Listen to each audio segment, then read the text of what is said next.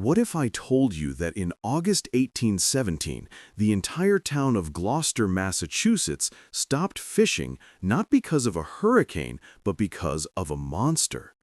Hundreds of respectable citizens, ship captains, carpenters, ship owners, saw a creature longer than a ship, with a head the size of a horse and a body that writhed above the water. A scientific society conducted an official investigation, questioned witnesses under oath, published a report, and acknowledged, in the waters of New England lives something unknown to science. Welcome to our world, our stories. Today, we reveal the truth about the Gloucester Sea Serpent, a monster that was seen for more than 200 years, but no one could catch. Why did fishermen fear it more than hurricanes? Because a hurricane can be predicted, but this monster cannot. If you like stories about sea monsters and ocean mysteries, like and subscribe to the channel.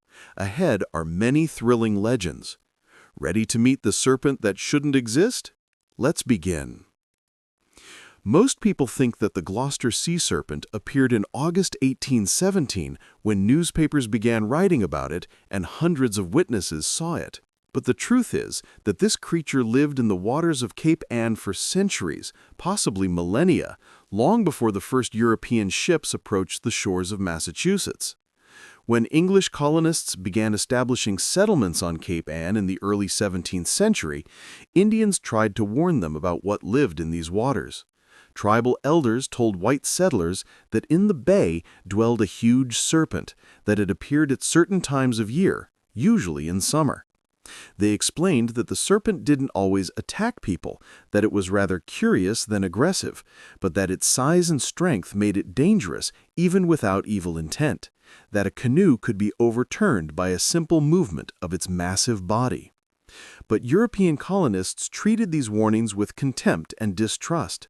Sea serpents were myths, superstitions, tales told by uneducated people to explain what they didn't understand, Europeans thought. In the ocean live whales, dolphins, sharks, perhaps giant squids, but not serpents the size of a ship. In 1638, 18 years after the Pilgrims' arrival in America, the first documented European observation occurred. Reverend John Josselyn, an English clergyman and naturalist, member of the Royal Society, recorded in his diary a strange encounter off the coast of Cape Ann. A group of English sailors noticed something huge and dark on the rocks. At first, they decided it was a beached whale. The sailors thought it was a beached whale, but when they sailed closer, they froze. The creature was alive and moving, and was longer than their ship, no less than 50–80 feet. In 1639, dozens of colonists, farmers, merchants, colonial officials simultaneously observed a huge creature in Nahant Bay, a few miles from Boston. The serpent played in the water. Its movements seemed not aggressive, but almost joyful, as if it enjoyed a warm summer day. Indians continued to pass on knowledge about the serpent and warn of danger, but fewer and fewer white settlers paid attention to it. Until August 1817. Then the serpent returned and stayed for weeks, appearing almost daily. Hundreds of people got the opportunity to see and study a creature that challenged everything they knew about the natural world. Old men from Indian tribes who remembered old stories just shook their heads. They always warned about this creature, but no one listened to them. The 10th of August, 1817, began as an ordinary summer day in Gloucester, Massachusetts. One of those warm, clear days in the height of fishing season when every schooner should have been at sea, every net should have been in the water. Because it was precisely in these weeks that fishermen earned the money that had to feed their families through the long New England winter. Amos Story, a respectable resident of Gloucester, a man whose word carried weight in the community, a man whom no one could accuse of drunkenness or a tendency to exaggeration, stood on the shore of the bay early in the morning and looked at the water, watching ships departing for the day's catch, perhaps pondering his affairs, fish prices in Boston markets, whether the weather would hold long enough for a good catch. Story saw something dark in the water. At first thought it was a log, but it moved too quickly and purposefully. Story stopped and began to look more carefully at the strange object, trying to understand what he was seeing. He was a man of the sea, had lived his whole life on this coast. He knew what whales looked like on the surface, how dolphins moved, how sharks swam, and this was unlike anything he'd seen before. The front end of the object rose above the water, and Story saw something that made his heart beat faster from a mixture of amazement and instinctive fear. It was a head. Definitely the head of some living creature, but what a head! It was huge. In size, as he would later say under oath, approximately like a horse's head, but the shape was strange, more resembling a sea turtle's head with an elongated snout and eyes that were visible even at distance. Story stood on the shore, mesmerized and frightened, unable to tear his gaze from the creature that swam in the bay, clearly not paying attention to his presence or perhaps simply not caring about the man watching from shore. He observed for more than an hour. A whole hour stood in one place, following every movement of the strange creature, and during this time he was able to see details that burned into his memory so deeply that he could describe them with absolute accuracy, even many years later. The speed was stunning. The creature crossed the bay from one side to the other in a time that seemed impossibly short for something of such huge size, moving faster than a schooner under full sail in good wind, leaving behind a foamy trail that was visible for minutes after it passed. Story couldn't estimate the exact length of the creature because he never saw it entirely above water at once, but by the number of undulations he could count and by the distance between them, he was certain the length must have been at least 50 feet, possibly much more, making it larger than any of the fishing schooners anchored in Gloucester Harbor. When the creature finally disappeared, diving underwater so suddenly and completely that not even a ripple remained on the surface indicating where it was a moment ago, Story ran back to town with news of what he'd seen, his heart still pounding from the experience, his mind still trying to comprehend what seemed impossible. The townspeople's reaction was predictable. Some believed him. After all, Story was known as an honest man, not inclined to fantasies or fabrications, but most treated his story with skepticism, thinking he must have been mistaken, taken an ordinary whale for something more exotic, or that morning light and distance distorted what he saw, turning the mundane into the marvelous. But 2 days later, on August 12th, something happened that made even the most skeptical residents of Gloucester begin to worry. Captain Solomon Allen, a man with 40 years of experience at sea, a captain whose experience and judgment no one could question, saw the creature from the deck of his ship. Allen didn't just glimpse something in the water and run to tell about it. He observed the creature for several consecutive days, had the opportunity to study it from close range, noticed details of its anatomy and behavior that later allowed him to give the most detailed description of the monster that was ever recorded. Head the size of a horse's, elongated and conical. Eyes large, dark, positioned on the sides, like a shark's. The body was even more remarkable. Allen could count up to 50 separate segments or undulations appearing above water as the creature moved. Each segment was about the size of a rum barrel, a standard wooden cask used to transport goods across the Atlantic, a size well familiar to any ship captain.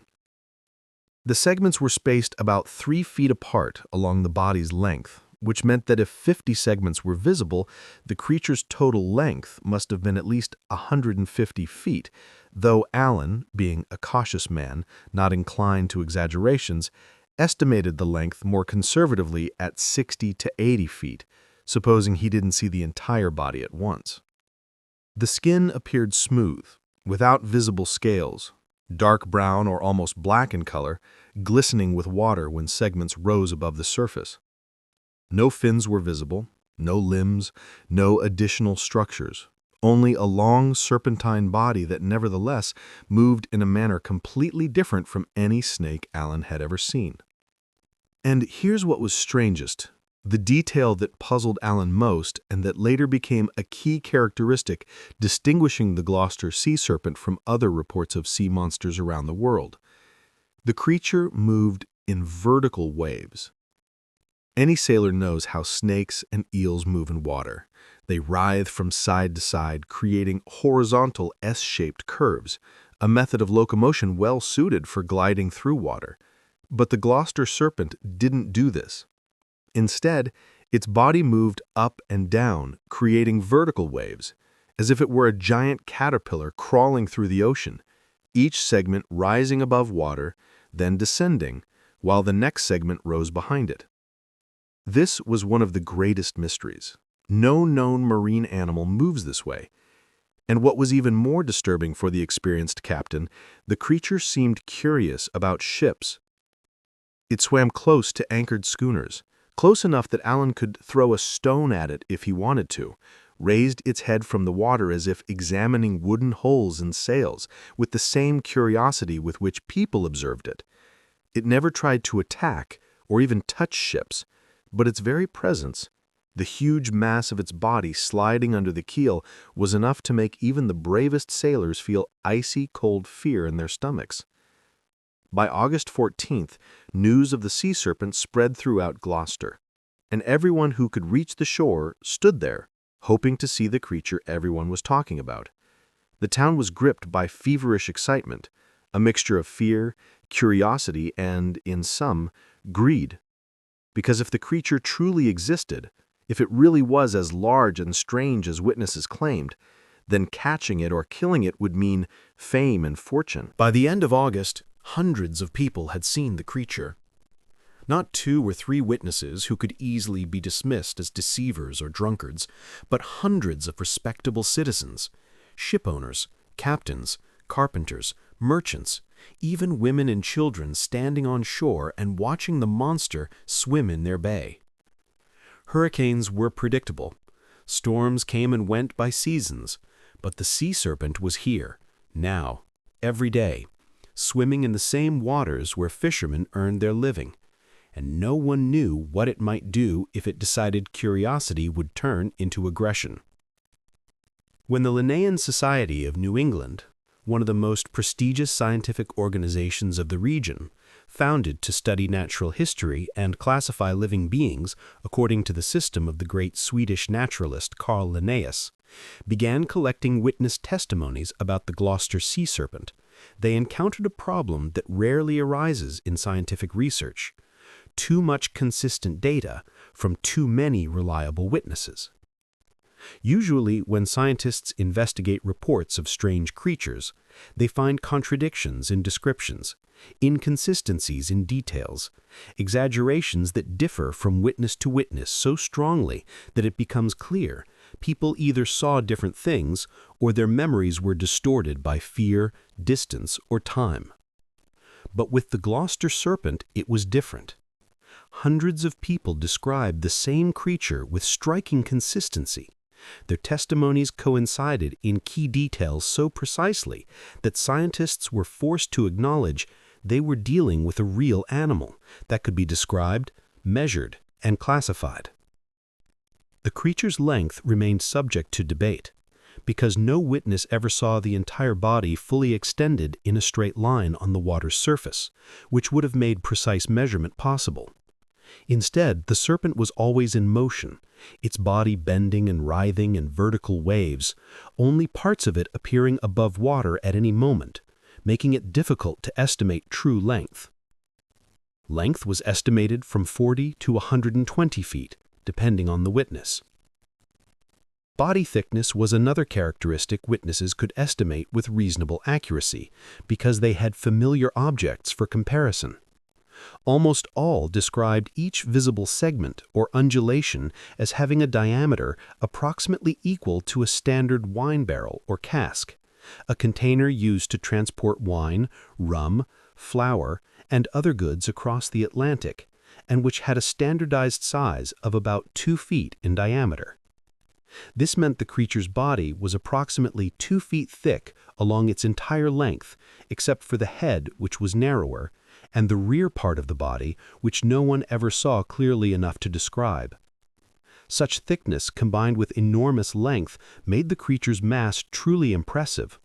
Assuming cylindrical shape and density comparable to other marine animals, the creature must have weighed several tons, perhaps 10 or even 20 tons, which explained the power of its movements and the whirlpool it created when diving. The creature's head was described by all witnesses as one of the most memorable characteristics, something that set the Gloucester serpent apart from all known marine animals and made even skeptics admit they were observing something unusual. Head size was estimated variously, from 6 to 8 feet in length, which roughly corresponds to the size of a very large horse's head, a comparison that appears again and again in witness testimonies, perhaps because a horse's head was the largest animal image most 19th century people had everyday experience with. But the head's shape was not quite equine. Witnesses described it as more elongated, more conical, tapering from a wider base where the head connected to the body to a narrower snout, resembling a sea turtle's head, or, as some suggested, a giant eel's. The snout was blunt, not sharp, with no visible nostrils or other openings at the end, though some observers thought they saw nostrils on the sides of the head, closer to the eyes. The eyes were large and prominent, positioned on the sides of the head in a position that gave the creature a wide field of vision, almost panoramic, allowing it to see in most directions simultaneously, without needing to turn its head. This was an adaptation well known in sea predators like sharks, which need to constantly scan the environment for prey and threats. Eye color was not precisely established. Some witnesses said they were dark, almost black. Others thought they saw a glint of light in them, suggesting lighter coloration. But all agreed the eyes were large, expressive, and definitely belonged to a living, intelligent creature, not a dead object floating in the water. The mouth was never seen. The creature never opened its jaws. The creature's body was described as smooth and devoid of visible structures such as fins, limbs, or additional protrusions. Skin smooth, dark brown or black, glistening with water. But how did the creature move without fins? The answer lay in its unique method of locomotion, which further deepened the mystery of its identity. All sea snakes and eels known to science move by lateral undulation, writhing from side to side, creating horizontal S-shaped waves along the body, a method well studied and understood by biologists as an efficient way of moving through water for animals without limbs. But the Gloucester Sea Serpent moved completely differently. It used vertical undulation, raising and lowering parts of its body in sequence, creating the effect of a moving wave running from head to tail. When the front part of the body rose above water, the rear part descended down, and vice versa, creating a series of humps or undulations that appeared and disappeared in rhythmic sequence. This movement was so different from any known marine animal that scientists of the Linnaean Society were puzzled. Some whales, especially baleen whales, move with vertical tail movements up and down, but their bodies remain relatively straight and horizontal in the water. Only the tail fluke creates vertical movement. The Gloucester serpent, on the other hand, seemed to use its entire body to create vertical waves, a method of locomotion for which there were no analogs in known marine biology. The speed at which the creature could move was another factor that challenged understanding. Several witnesses with experience estimating ship speeds tried to calculate the serpent's speed by comparing its movement to the speed of known vessels under various wind conditions. One captain reported that the serpent overtook his schooner, speed about 12 to 15 knots, like a marlin. Other observers noted that when the creature decided to dive, it could disappear underwater almost instantly, despite its enormous mass, leaving almost no disturbance on the surface, except a small whirlpool that quickly disappeared. Then, less than a minute later, it could appear again at a distance of a mile or more, meaning it could swim underwater at a speed significantly exceeding its surface speed. The creature's tail remained a complete mystery, because no witness ever saw it clearly enough to describe. When the creature dove, the tail went underwater last, but the movement was so rapid and the water so disturbed by the whirlpool of diving that no one could make out the shape or size of the tail. Some thought they saw something wide and flat like a whale's tail fluke. Others thought the tail was simply a continuation of the body, tapering to a point. No one could be certain. This ability for rapid deep diving and resurfacing at great distance was a characteristic observers associated with whales, especially sperm whales, known for their ability to dive to great depths and remain underwater for extended periods. But whales must surface to breathe, and do so regularly, with visible exhalation of air through the blowhole. The Gloucester Sea Serpent was never seen breathing in any visible way, which led some to suggest it might be a fish or reptile rather than a mammal. When skeptics tried to dismiss reports of the Gloucester Sea Serpent as fabrications of drunk sailors, they encountered a serious problem. There were no drunk sailors among the witnesses. The Linnean Society of New England, founded in 1814 to study the region's natural history, was one of the most prestigious scientific organizations in America at the time. When reports of the sea serpent began multiplying in August 1817, the society made a decision rare for scientific institutions. They decided to investigate the claims seriously, rather than automatically dismiss them as superstition. Society members arrived in Gloucester and began systematic collection of witness testimonies. They questioned witnesses under oath, recorded every detail, checked for contradictions, compared descriptions from different people, trying to understand whether everyone really saw the same creature or if these were different animals observed at different times. The results were striking. Witnesses were not random people with questionable reputations. Among those who gave testimony under oath were captains with decades of experience at sea, ship owners whose business depended on their reputation for honesty, ship carpenters who built vessels and knew every detail of marine life, merchants, officials, people whose word carried weight in court and in business dealings. Captain Solomon Allen gave the most detailed testimony. 40 years at sea, owner of several ships, a man who transported goods worth thousands of dollars and whose word was his only guarantee.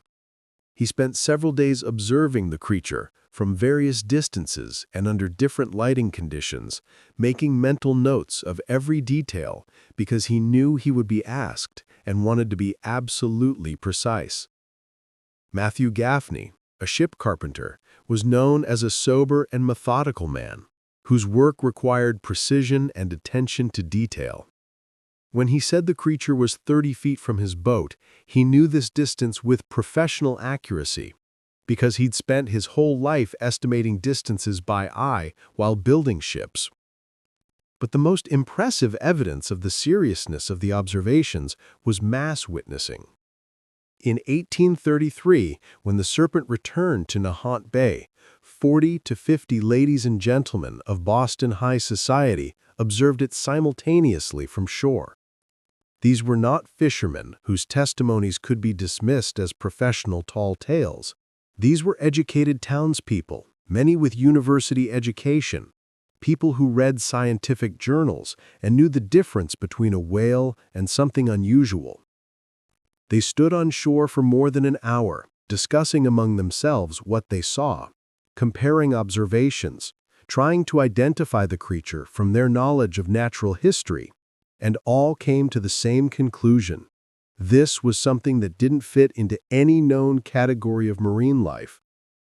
The Linnean Society published an official report in 1817, a document taken seriously by the scientific community precisely because the methodology was rigorous, witnesses were reliable, and descriptions were consistent. The report didn't claim the society knew what kind of creature this was, but it asserted that the creature definitely existed and deserved further study.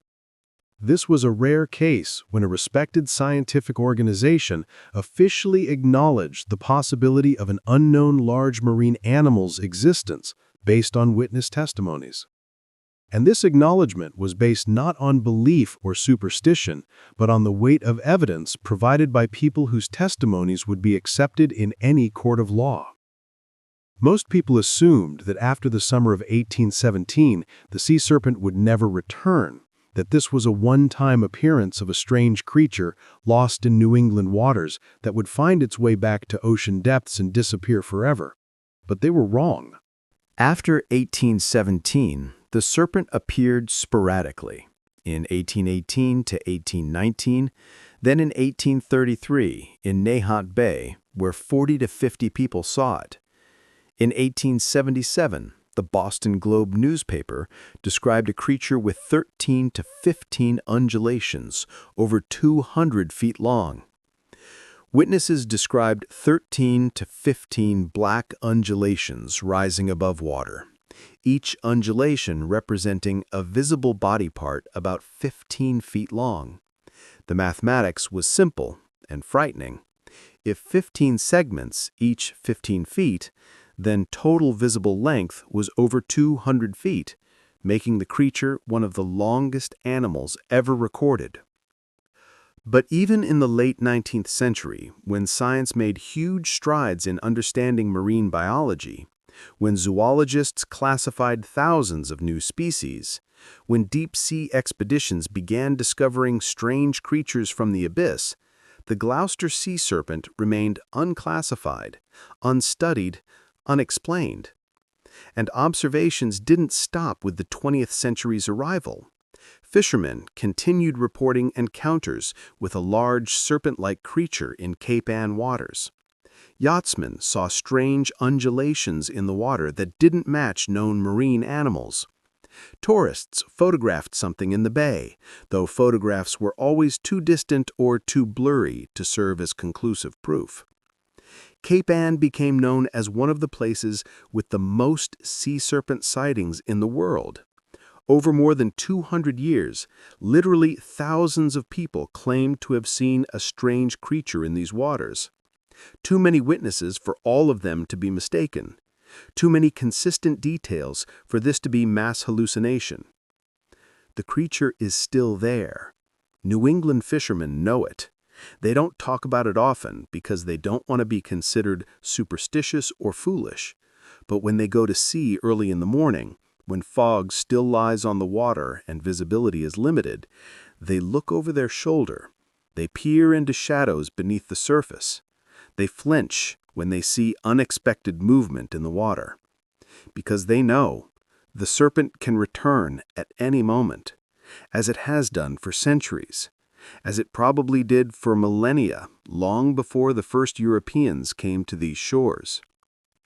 For 2 centuries, scientists, naturalists, biologists, and cryptozoologists tried to explain the Gloucester Sea Serpent, proposed theories, built hypotheses, compared descriptions with known marine animals, but no theory could fully explain all the creature's observed characteristics. The simplest and most frequently proposed theory was that witnesses saw an oarfish, also known as king of herrings, a deep-sea creature that can reach lengths of over 50 feet, making it one of the longest bony fish in the world. The oarfish has a long ribbon-like body of silvery color that sometimes washes ashore after storms or appears on the surface when sick or dying. But this theory had serious problems. Oarfish move in horizontal waves, writhing from side to side like an eel or snake, while the Gloucester serpent moved in vertical waves, rising and lowering body segments above water. Oarfish have a bright red dorsal fin running along the entire body length, a very noticeable structure, impossible to miss, but no witness mentioned fins. And oarfish are usually in deep water, rarely approach shore, and never stay in shallow coastal waters for weeks as the Gloucester serpent did. The second theory suggested a giant eel of unknown species. European eels, which migrate between European rivers and the Sargasso Sea in the Atlantic, can grow to 6 feet in length, and if a giant species existed, perhaps living in deep waters and rarely appearing on the surface, it could explain some of the serpent's characteristics. Eels have serpentine bodies without visible limbs. They can move quickly. They're capable of surviving in both salt and fresh water. But eels also move by horizontal undulation, not vertical, and no known eel species has a head the size of a horse's head as described by witnesses. An eel's head is small relative to its body, with a pointed snout, completely unlike the blunt, conical head of the Gloucester serpent. The third theory was more exotic. A chain of dolphins or porpoises swimming close to each other in a line, creating the illusion of a single long creature with multiple undulations. The Linnean Society considered this theory seriously and questioned witnesses specifically about this possibility. But witnesses were categorical. They knew dolphins. New England fishermen saw dolphins every day of their lives. They could identify different species by fin shape and breathing manner. The creature they saw was not a group of dolphins. Movement was continuous, not interrupted by gaps between individual animals. No blowholes or air exhalations were visible, and dolphins wouldn't stay in one place for weeks, swimming in circles in the bay. Earth's oceans remain mostly unexplored.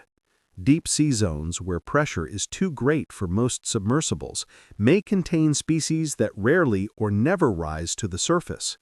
If the Gloucester serpent was a deep-sea creature that occasionally entered coastal waters for feeding or breeding, this would explain why sightings were sporadic and why no body was ever found. The mystery remains unsolved. Despite 200 years of observations, thousands of witnesses, dozens of documented encounters, the Gloucester Sea Serpent still has no scientific explanation, still doesn't fit into any known category of marine life, still awaits the day when scientists can study a living or dead specimen and finally answer the question, what was it? Now we return to the question we started with. Why did New England fishermen fear the Gloucester Sea Serpent more than hurricanes? Hurricanes are deadly but predictable. A sailor sees the signs. Clouds change, barometer falls, birds fly to shore. There's time to return to harbor, wait out the storm. When a hurricane approached, sailors had a choice. They could return to harbor, find a sheltered cove, drop additional anchors, secure rigging, prepare the ship for the storm. They could wait out the fury of wind and waves on land, in the safety of their homes. The risk was real, but it was manageable. And most importantly, hurricanes were comprehensible. People knew what a hurricane was, where it came from, how it worked, why it was dangerous. This was a force of nature, powerful and destructive, but not mysterious. This was wind and water interacting according to laws of physics that people could study and understand, even if they couldn't control them. The Gloucester Sea Serpent was the opposite of all this. It was unpredictable, appeared without warning at any time, in any place, in calm waters of sheltered bays where nothing foretold its presence. There were no signs to read, no indicators warning of its approach. A fisherman could go to sea in the morning when everything was calm and safe, and an hour later discover an 80-foot creature swimming next to his boat. And most frightening, no one knew if it would return. A hurricane comes and goes. When it passes, you know it's finished, that you can safely go out, begin repairs, return to normal life. But after the serpent disappeared, fishermen didn't know if it truly left or just dove deep and was still there, under their ship's keels, watching from the depths with its large, dark eyes. The psychological effect was devastating. Hurricanes kill quickly and leave. The serpent remained in people's minds for years, decades after it physically disappeared. Old men told stories to the young. Fathers warned sons. The memory of something huge and incomprehensible living in familiar waters where they earned their living changed an entire community's attitude toward the sea. The sea was no longer simply dangerous. It became unknowable. New England fishermen thought they knew the ocean, thought they understood its dangers, learned to live with the risks of marine life. But the serpent showed them they were wrong. The ocean kept secrets. In the depths lived something that didn't fit their understanding of the world. And if one monster existed that challenged everything they knew, how many more could be there, in the dark waters beneath them? That's why the Gloucester Sea Serpent was scarier than hurricanes. Not because of what it did.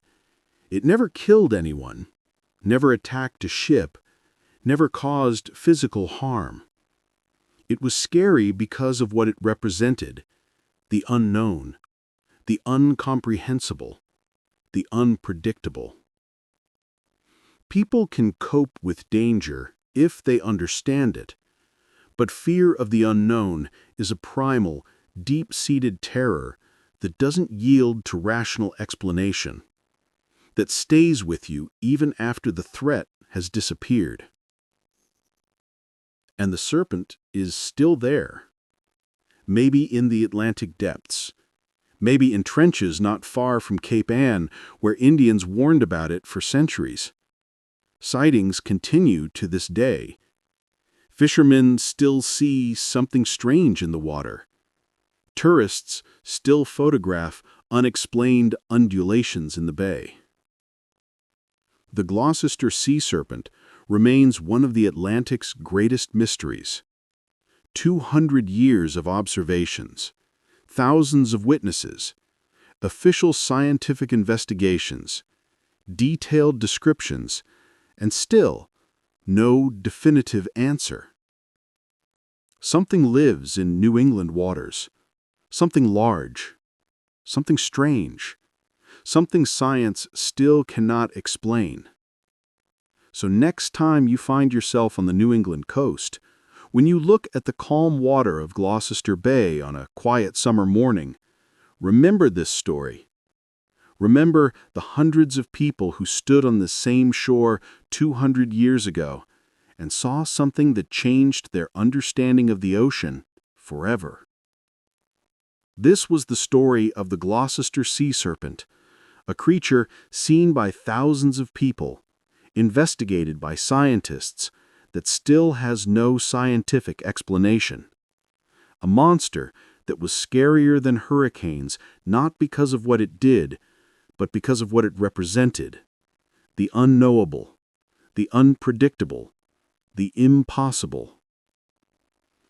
If you enjoyed this story about sea monsters and ocean mysteries, be sure to like this video and subscribe to our channel. We have many more stories about creatures that challenged science, about legends that turned out to be reality, about mysteries that are still unsolved. Write in the comments, do you believe the Gloucester Sea Serpent is still there in the Atlantic depths? Or do you think hundreds of witnesses over 2 centuries were all mistaken? We read every comment and will definitely respond. Thank you for being with us.